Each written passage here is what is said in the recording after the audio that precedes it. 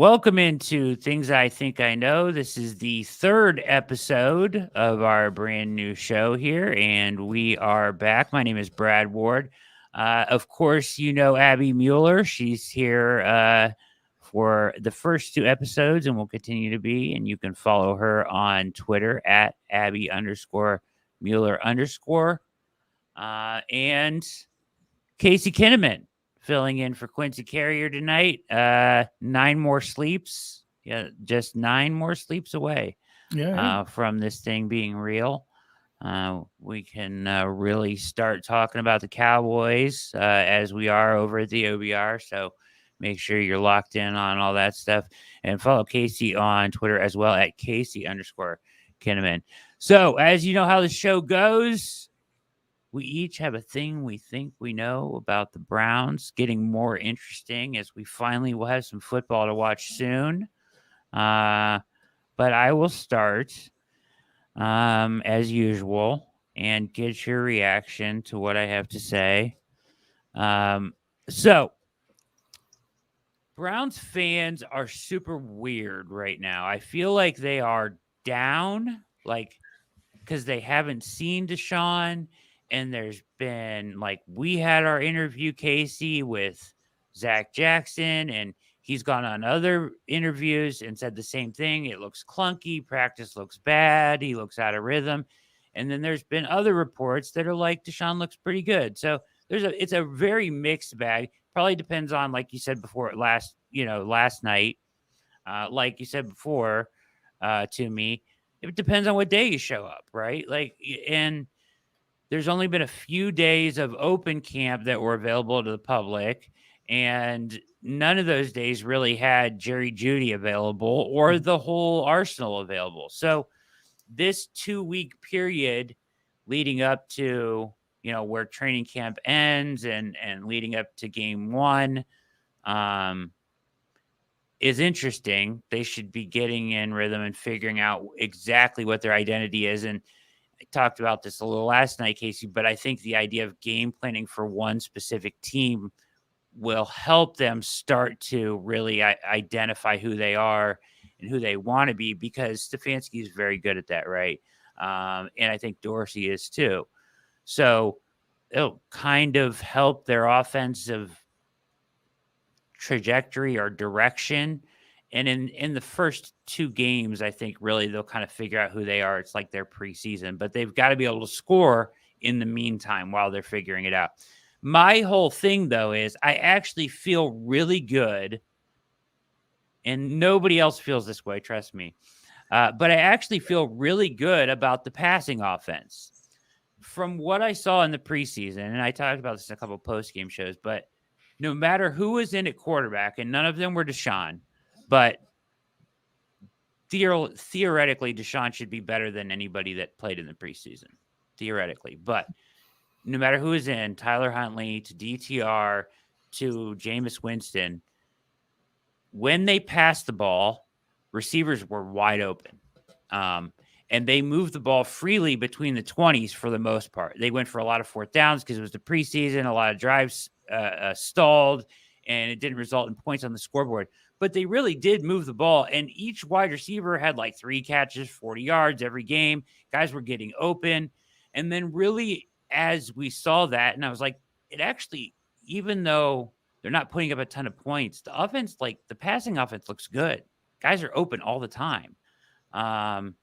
Through the entire game, even when there was lulls in scoring, they were still moving the ball between the 20s and guys were making catches. So I'm like, they're doing something right? And it's the preseason, so take it with a grain of salt. But then in the Seattle game, I really saw a mix of Stefanski. So we saw Jameis come out, and and one of the best plays that he hit in that game was he was under center. It was traditional Stefanski stuff, right? One of his staples. Under center, hard play action, back to the defense, drops to the top of his drop and throws a missile over the middle to Tillman or whoever it was, right? And it's like, damn, that's Stefanski stuff that we've seen with Flacco and Mayfield and everybody else. And then later, we saw DTR run a really interesting RPO, twist on the backside that was kind of creative. And we saw some more motion. Now, the motion hasn't been a ton because, of course, Stefanski wants to keep it vanilla, but they are like shifting motion and moving when the ball is snapped, which aligns perfectly with the choice routes, right? The whole thing with the choice routes is you're reading leverage, you're reading the defender, and you and the quarterback are on the same page, and you have that freedom to find open space. And I feel like some of that has led to like Jamari Thrash looking wide open every time he's on the field. A couple times, he'll just take a couple steps in motion, get behind another wide receiver, kind of stack themselves at the snap, and then they can go off of leverage. And he's just running into open space a lot of times. So I actually really like what they've done with the pass game. Even in the vanilla little bits that we've seen Stefanski show, a mesh between his stuff and the Dorsey stuff, whatever works, I feel like they have the opportunity to be who they need to beat other teams, right? Like, we can beat you this way in the pass game. We can beat you this way in the pass game. We have old stuff. We have new stuff. And they can kind of figure out who they want to be as the season starts. But I think it's a good sign. Like, I'm encouraged by what I've seen in the preseason by the pass game. And I don't think anybody else really feels that way, but I've actually been really encouraged. Guys seem wide open all the time. Am I crazy? I don't think you're crazy. I feel like for a passing offense in the preseason, seeing guys get open is one of the more important things. Like, not every play is going to end in a score. Like, there's still going to be things that are going to be messy. And we've obviously seen that. They've struggled, like you mentioned, in the red zone a little bit. But the fact that those guys are getting open, I do think is a big deal. I was actually listening to the New Heights podcast, Jason and Travis, this past episode, and they were talking about that pass that Mahomes had that was that like weird behind the back one to Travis that, they just somehow make happen. And Travis mentioned something that you mentioned at the beginning there about just being able to game plan for one team and how big of a difference that makes. He was kind of like, I didn't really know what was going on because like we weren't really game planning for this specific team. I was just kind of running around trying to get open, whatever, And I think we discount that sometimes with the preseason and how important that is in the regular season, that so much of what they're doing throughout the week is preparing for that specific team. So I think we'll see things be much more calculated when we get there week one. And it was funny that Travis had just kind of mentioned that same thing. And he's been in the league for 10 years and he's still like, I just kind of made it up. I don't really know what was going on. So yeah, I don't think that's something to like scoff at, the getting open and, finding ways to make plays in the preseason. I do think that matters. I think you're crazy, but it has nothing to do with this take. I actually like this take. One thing that I like about the passing offense of was the spacing of route concepts. How often last year would we see two receivers basically end up in the same area and congest it and choke it down? And then, the quarterback has to make a high level throw, as opposed to when you have proper spacing, you're able to scheme guys open. And the motion going into the play, because what you're trying to do is you're trying to create leverage opportunities. And then it's up to your receiver and your quarterback to be on the same page. But if that happens, it's like free money if you can actually get to that area. And I think that's what we're starting to see. Now, we didn't get to see it with Watson, so we don't know how applicable it is in that scenario. But we did see it with all the backup quarterbacks. And to your point, Thrash stayed wide open throughout the entire preseason. I think if you extrapolate that, from a rookie, a guy just coming straight in the league, but you're finding they're putting him in good positions where he's able to dictate and find space, and they're able to see things at the same time. And that's the whole bag behind these choice routes. They're baked in coverage beaters. So as long as a player like him who's a rookie, who's seen all this for the first time, is able to catch on pretty quickly, it seems to be a pretty wide receiver friendly offense. Is that going to translate for Watson? That is what remains to be seen. But I think the bones are there for a successful passing game. Yeah, and the thing is, like, okay, we've seen some of this. I think the game playing part is a huge facet of it, right? Like, to what you said, Abby, and to what you said, Casey, too, about, like, they're doing the right stuff. The question is, Now can Watson take it and do kind of like what DTR did and just make the easy throw? Like trust the offense to create an open receiver and just throw it to that guy. The thing about the end of the Ravens game, he made one really good throw in those 2 drives, right? When they were coming back, in the fourth quarter, he made one really good throw. He made one $230 million throw, right? It was to the one on Cooper on the comeback. He throws a dart. It's down. It's nowhere you can hit. It was an amazing throw, right? But the rest of them were dink, dunk. Here's what's open. Let my playmakers make plays.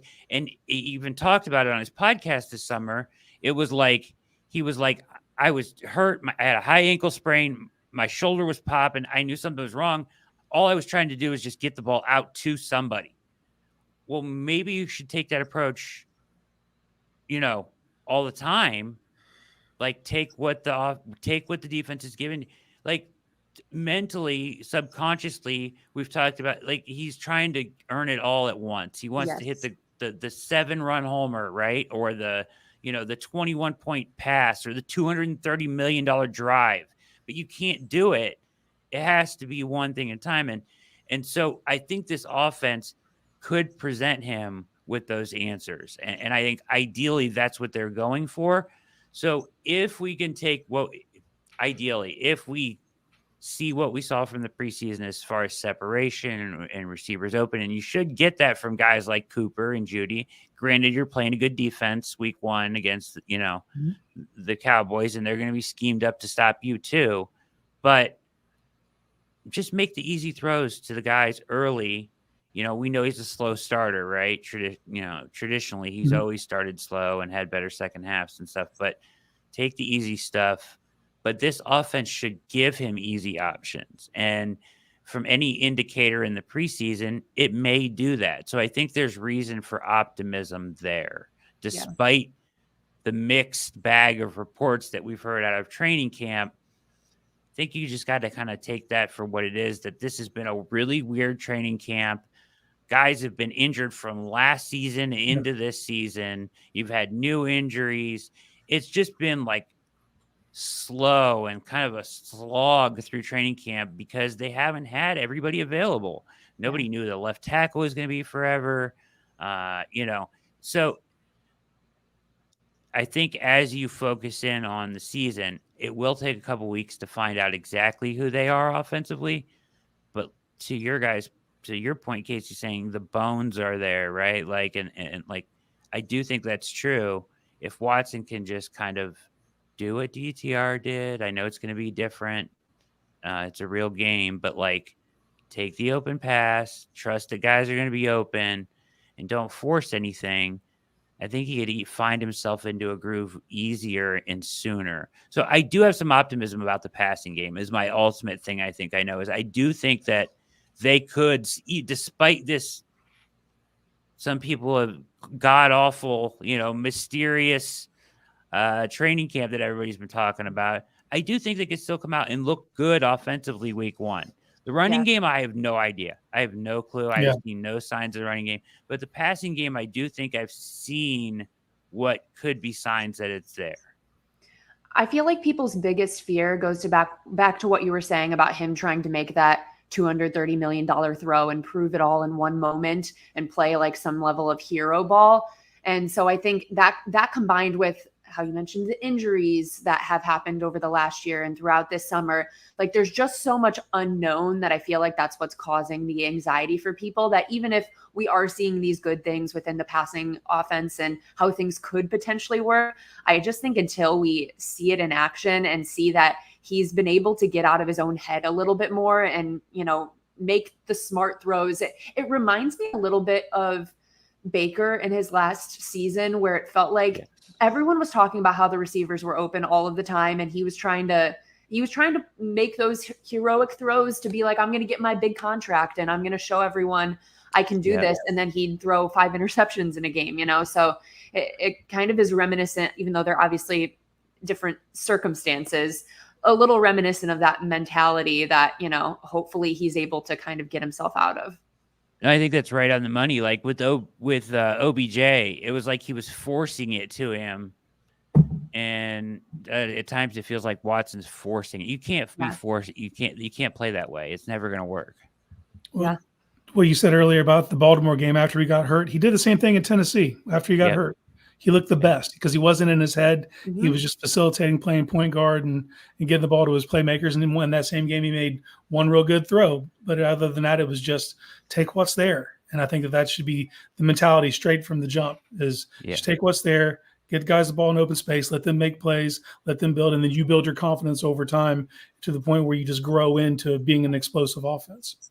So much of Ken Dorsey and what he's tasked with, I think, has to do with that right there, right? Mhm. Like, because he brought the choice route stuff. He and the new staff brought a lot of the motion stuff that Stefanski wasn't doing before. That is, they probably should have been. If you look around the NFL, that's the stuff that's working, right?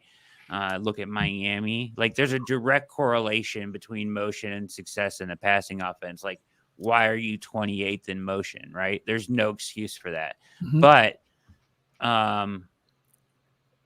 Dorsey's ability to get through to him and have him kind of dumb it down or make the plays that are there, I think that's like his number one task in this thing. Like, he's not calling plays. Your job is to get the best out of Watson, and that's to get through to him no matter what. Jameis too. It's part of that like concoction that they've kind of made to bring out the best in Watson. So that's my thing. I think I know. Abby, you want to go next? Yeah. So I'm kind of gonna get into the week 1 matchup a little bit since as Casey has 9 more sleeps away. I feel like it's time to start talking about the matchup. You know, out of the first, I think 5 weeks of the season, I think it's pretty clear this is probably the toughest matchup to kick things off. And you know, I feel like a lot of the conversations that have happened so far about that game have been like whether or not our offense is going to be able to handle the Cowboys defense, Micah Parsons, you know, one of the biggest stars in the league. But I think that more people probably should be talking about the Browns defense going against their offense and their offensive line specifically. I think the Cowboys have been known to have a pretty good offensive line, but when you kind of look into this year's group and go person by person, there's a few more holes in it. Miles is going to be going against a rookie tackle, which I think he should be scared. This is a big welcome to the NFL moment for him. I mean, I can't think of a worse way to come into the league than having to be across from Miles. They're potentially starting a rookie at center as well, who I think he was drafted in the 3rd round, I want to say. They have another guy who they might be playing at center as well, but that could be 2 rookies on their offensive line. You know, they do have Zach Martin, future Hall of Famer. So there's obviously some talent there, but I think there's some holes there that the Browns defensive line could really exploit. And I don't think enough people have been talking about that part of the matchup. Yeah. We touched on this even a little bit last night, Abby, about the matchups. We didn't get into the offensive line and the defensive line as much, but I think you make a great point. I think the Browns match up pretty well defensively against the Cowboys because especially at corner, right? So you have the corners to match up with their wide receivers, even though they have CeeDee Lamb and other talented receivers, right? And the matchup at left tackle is massive. Like, Miles should eat, right? What's his name, Casey? It's Tyler Guyton. Yeah, Tyler Guyton. Yeah, he's in for a long day. That's crazy, right? So they'll be helping him. They'll be doubling him like usual. But that should just create opportunities for, you know, JOK on his, you know, delayed blitzes, green dog stuff that they love to do, right? And then also from the other side and you know, Okoronkwo and everything. So I agree. I think they match up really well. You've got to make sure you take care of CD. I don't know. I mean, their running backs, Rico Dowdle, and now Dalvin Cook.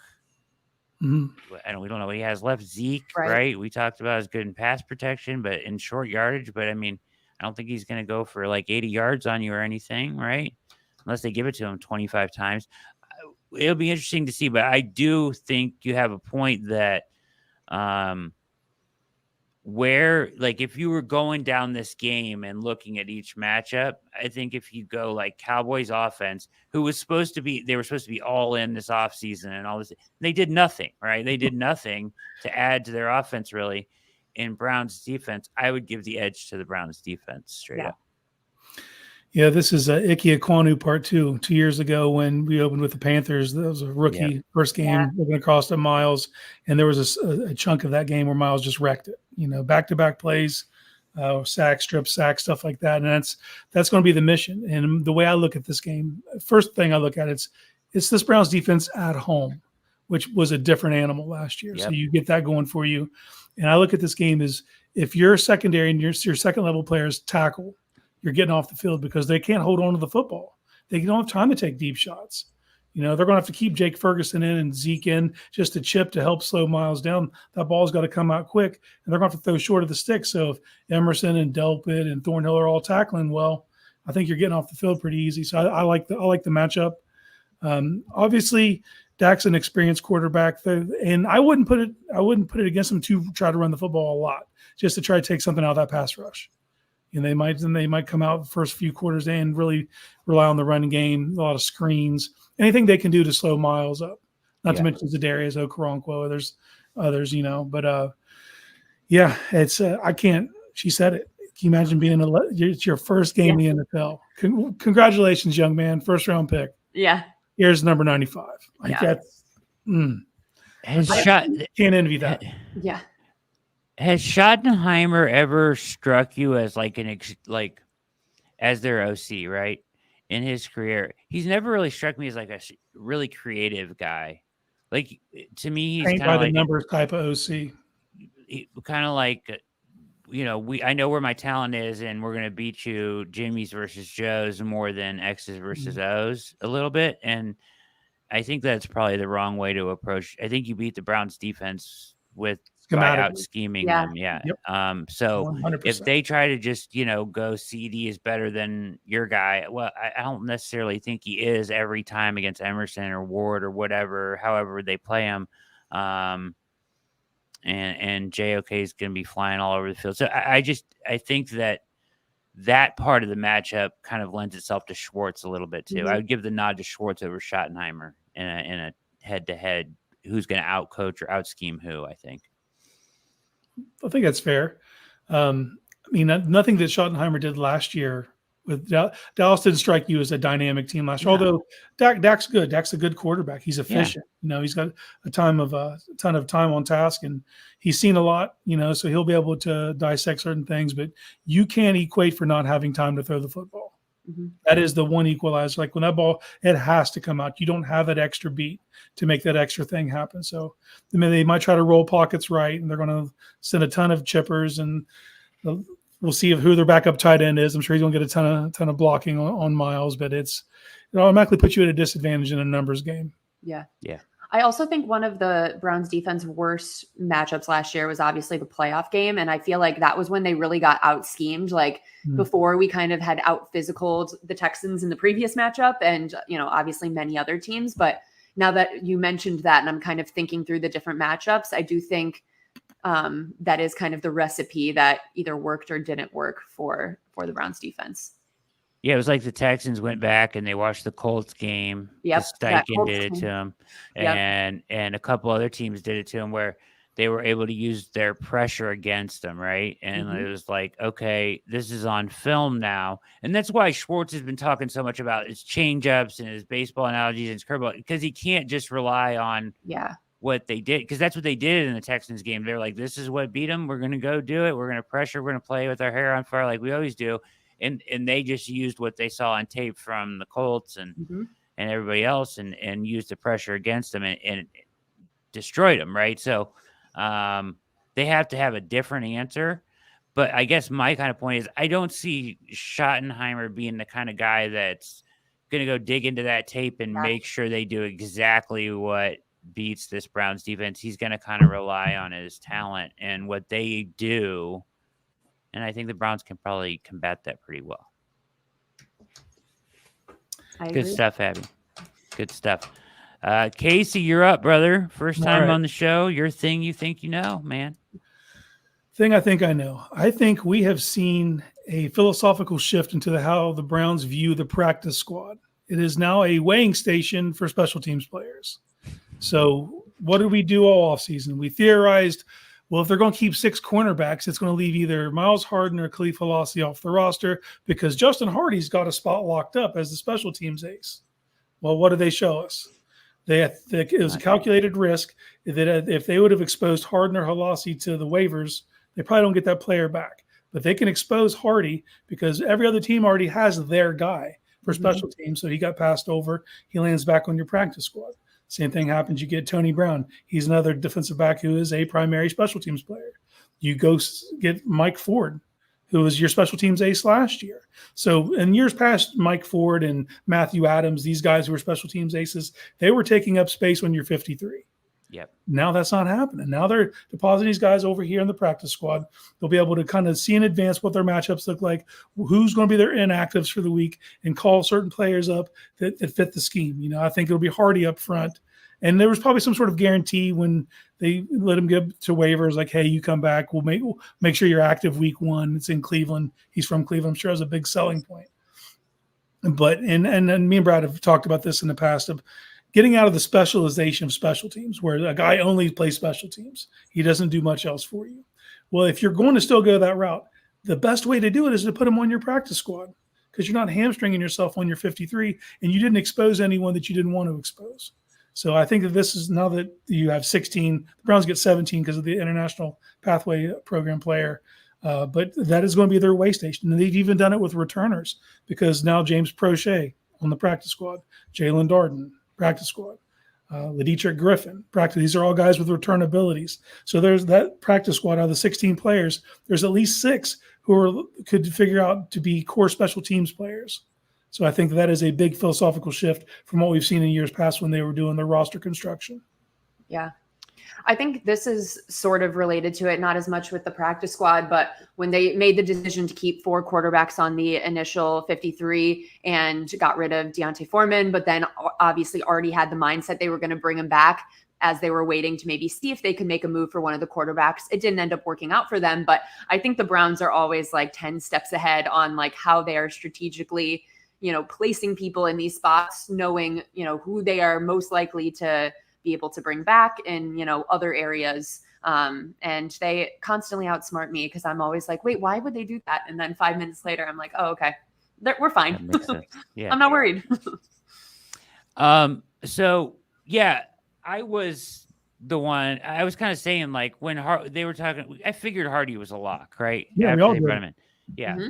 And I was like, but it kind of is stupid because why would you keep a guy that can't cover anybody, that just plays special teams? You don't even have a real kickoff anymore.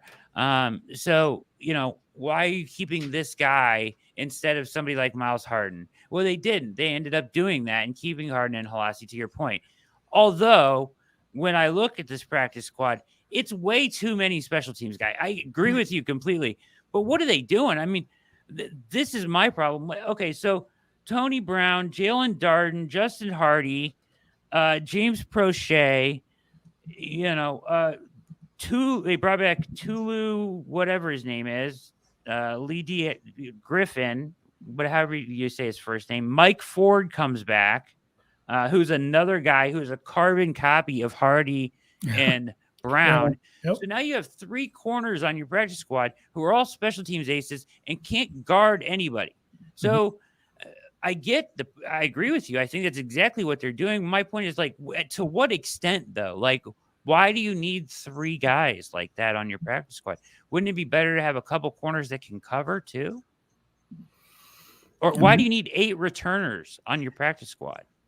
Like, well, you don't need 8 returners, but they have 8 returners on their practice. That's my point. Is they have all these guys that can return kicks on their practice squad, and they're gonna have freaking what's his name return kickoffs, who shouldn't even be on the 53. Pierre Strong, yeah. and and then they got all these guys. Wait, you got 6 punt returners on your team here. I mean, what are we doing here? Let's get some. I get a couple of them. Because you might want to elevate one. Like I get Prochet. I like what he does. You could elevate him and have him return punts if you really needed him to one week. But like, I don't understand the purpose of bringing back Tulu Griffin. Great punt. Everybody keeps saying great returner. Wonderful. He can't do anything else. I don't think that they're using their practice squad for development in the way that you want them to. You want them to have guys who they could probably be developed into these roles. But in that corner room, you're not who you're replacing. You know what I mean? Like that corner room stacked enough that you don't really need if Justin Hardy's playing, say that corner, now you're torched. You say that now, but I mean, okay, for example. Well, hold on. The best case scenario would be Miles Harden becomes that special teams ace, and he's a dual threat, and he gives you both. He's a guy you can put out there in coverage, and he can also do that. But it's asking a lot of a rookie, and it's asking a lot of Bubba Ventrone to not give him a guy. Like last year, he had 2 guys on the roster. Now, maybe Diabate might be considered his guy, but as far as special teams aces, you know what I mean? He shouldn't get a guy, right? You shouldn't get a guy. You don't get a guy. Your guy has to be you have 53 guys. You get to pick from the guys that aren't stars, and turn them into good special teams players. But no longer in the NFL, especially with the kickoff the way it is, do you need to carry a special teams ace like this, right? In my opinion. Now, other people feel differently. I understand. So I get why they're doing this, and I agree with you. That's exactly what they're doing. But there's just too many of them. And maybe they'll churn it and turn it over, and they'll get some other guys in there because he's always churning the bottom of the roster. So maybe they just want to see who's going to stick. But like Darden is, I used this example before, but Darden is a good example. Darden can play wide receiver. He if enforced into action, like he can catch a ball, he can get open, he can run a route, but he also is a good special teams player. Those are the kind of guys I want. I don't want just special teams guys. And get a couple of them, sure, right? Like Hardy, I get that. He's a Pro Bowl special teams player. I get that, right? Even Mike Ford was really good on special teams last year. But like, I would like to see them use these spots for guys to develop. Like, okay, for example, what's the guy's name? AJ Green, right? Yeah. Was with us forever. Had some good years at corner, had some good game. I mean, he wasn't a great corner, but he stepped up, had some big interceptions over the years coming in. He got cut. Like, why didn't you sign him to your practice squad? And then now you have even more depth at the position if you had to call on him instead of Tony Brown, who, I mean, you already have Hardy and now you have Ford. Yeah. I mean, you're not going to elevate 3 special teams players in 1 week. Like, that's absurd. Like, what are we doing here? I think your one point about how like things potentially still could be in flux. Like I feel like the Browns are one of those teams that like they love their guys, like the guys that they have seen for a long time. Like even you mentioned with AJ Green, he was someone we had kind of hanging around for a while. So I can see a reality where like this is what they're going with right now to get a look at some of those guys, see if anyone sticks. But they always kind of, I feel like, have their pulse on like where some of their previous guys who have been in and out of that locker room are. And, the potential to bring some of them back, I think could still be there. And maybe this is just kind of a temporary mindset that they're taking. But I do agree it is weird to have that much when like we're 9 days away from the season. Like I don't know why it would be that necessary to have that many. Yeah, I think it's a great point. I think they probably will turn it over. Like, we talk like where's ZMP, right? Like you would love to see him on, and they'll probably weighing his options. Quarterback as well. They'll sign a practice squad quarterback. Yeah. Tony Brown probably comes out of the room at that point. Yeah. So some of this is going to change for sure. So to your point, I like the shift in philosophy of not having them on the 53 and having them on the practice squad instead, because I don't think, in my opinion, you don't need, like, you got to have guys that can do, can't just do special teams anymore. You got to be able to do something else, right? And then you can't be a total liability in coverage. You know what I mean? Like Hardy was. So I like the shift of keeping them on special teams if you want to utilize them and elevate them for a week to, because maybe we really need special teams ace this week. Okay, you got a couple of them or whatever. But at the same time, while I like the shift off of the 53, I guess we should give it some time to see how it plays out eventually. But like as of right now, looking at it, it looks like all special teamers, right, except for like 3 of them, and that's I don't get that either. So maybe a middle ground. Like I like the shift off the 53 onto the practice squad. So I agree with you. I think that's exactly what they're doing. But let's also get some guys that can play football on the practice squad as well, and not just have it be all special teams crew, right?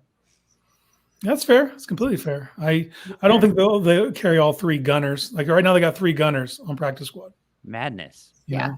But I also have a different philosophy. Like I honestly think I would let this first season of this new kickoff rule play out, and I wouldn't even participate. I just kick the ball at the end zone, give them the ball at the 30, and use my special teams efforts to weaponize my punt team to try to attempt to pin teams. Because right now the kickoff return is serving a lot of bigger body players, linebackers, stuff like that. Is if I was going to go the gunner route, I would weaponize that punt team, and with this defense, try to pin teams inside the 10. Yeah, I agree about the kickoff. Anytime they're returning the kickoff, it's going past the 30. Yeah. If you kick it in the landing zone, it's going past the 30 almost every time, right? To me, there's no benefit. Just kick it out of the back of the end zone. Participate. Yeah. Until they make it to 35 or even the 40. And you reevaluate. But starting the ball at the 30, that's fine. That's fine. I mean, I would do it every time. I think that's fair. I'm curious to see how many teams we're going to see like actually try things, like what that ratio is going to be throughout the league, because I think it could be more of what Casey was saying, more of I'm not even touching this. I want to see what other people are doing, see how everything's working out, and we're just going to business as usual. I think like the return teams and like special teams coaches probably like all geared up, and they've got all these trick plays like reverses and stuff that could create plays. But like the first guy that gets beat on one of those, like the rest of that weekend, you're just going to see dudes kicking out of the back of the end zone. They're not going to be the special teams coach that gets beat on it on an end around reverse or whatever they do, right? Like, because they're going to have some trickeration, and you've seen it in the UFL where this originated, right? Like there's all kinds of stuff they've done and tried. So first team that gets beat on it. And who feels good enough about your kickoff coverage team in this scenario that you're going to pin them inside the 30? So where's the benefit? There's no benefit. I see no risk or reward value. Until they increase the penalty, I'm kicking it out of the end zone. Exactly. And first and 70. Best of luck. Yeah. I feel maybe like I was going to say, I feel like I see Dan Campbell wanting to do it with the Lions, because he's just going to be like, I trust my guys. Like, I just want to I trust them, and we'll throw them out there. Like, I feel like that's going to be his mindset. Absolutely. He's completely irrational and full of rage and emotion, and makes no decisions with his brain at all. So he'll absolutely do it, because he'll think they'll pin him inside the 5 every time. Absolutely. I agree. That's my thought though, is who out there thinks that they're deep. I mean, somebody might think it, and they're going to think, oh yeah, we're going to pin them deep every time, but like, just don't see it. And you can do that on punt team. That's the reason I'm focusing all my special teams efforts and weaponizing that unit, and not even worrying about the kickoff unit. Just boot that out of the end zone. They're going to be so mad, because how much time was wasted talking about this freaking kickoff? Oh my God. Yeah. Just the 10 minutes just there. Yeah. I mean, we did it, but like Stefanski joked about it in that presser, but I literally think that's what every coach has been doing all off season. Yeah. They get asked a kickoff question. This is my chance to talk about something that means nothing, I don't care about, for 10 minutes, and it takes away all your ability to ask me questions I don't want to answer. Yeah. So they just talk about it forever. And see you tomorrow. That's Stefanski's dream, like literally. It is. Every time he gets asked about the kickoff, he goes off on a tangent like he's never gotten asked a question before about football. And that's exactly what he's doing. He even admitted it in the interview. He was like, I love it, So I don't have to answer your other stuff. Yeah. It's smart. It is. It's out of the Belichick school of press. It's kind of the same energy as when Belichick would say really nice things about bad quarterbacks for like 10 minutes. And it was it was like, you don't actually mean that. No. No, but you shouldn't have asked him that question because he's going to take it and run with it until Yep. this media press availability is over with. I've Yeah. seen someone ask Belichick about a long snapper, and he went into the history of long snappers and spent 20 minutes telling you how the position evolved from being a position player to being specialized, and It's that so was your smart. entire media availability right there. Yeah. Genius. Genius. It is genius. Yep. All right, guys. Great stuff. Things I think I know on the OBR streaming network. Great job. Thank you for filling in, Casey. Follow Casey on X, 9 More Sleeps, at Casey_Kinnamon. Just 9 more sleeps. Unbelievable. Almost And there, baby. Abby Mueller, fantastic as always. Follow Abby on Twitter. Did I say X? Quincy's going to be Quincy's mad not at me. here to yell at you, though. So No, he's going to be mad at me. At Abby_Mueller_. Make sure to follow her on Twitter or X, whatever you call it. Thank you guys for watching. Hit like, hit subscribe. It only takes a second. It helps us out so much. And keep it locked at the OBR 24/7 as we get ready for game week. 9 more sleeps. Things I think I know. For Casey, Abby, I'm Brad.